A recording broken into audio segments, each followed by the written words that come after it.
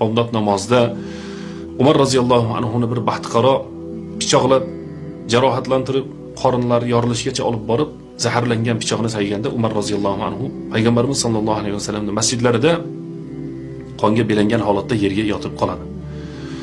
Va hushidan ham ketadi. Abdulloh ibn Umarga aytildiki, otangiz uyg'onmayapti. Otangiz dunyodan o'tdi shekilli deganda, yo'q, otam uyg'onadi. Otamni quloqiga borib turib, as-saloh, namoz vaqti bo'ldi deb aytsanglar, otam o'ziga keladi deb aytdilar.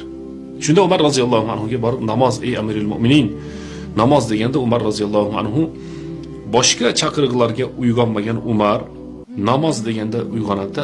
Qala asallan nas, insonlar namoz o'qidimi? İnsanlar namoz o'qidimi degan so'zlarni o'sha joyda aytganlar.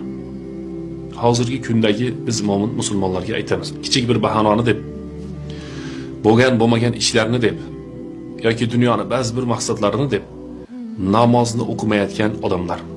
Payg'ambarimiz sollallohu alayhi vasallam namoz o'qishlik haqida umr bo'yi va umrining nihoyasidagi so'nggi kalimalari ham namoz haqidagi da'vat bo'ldi.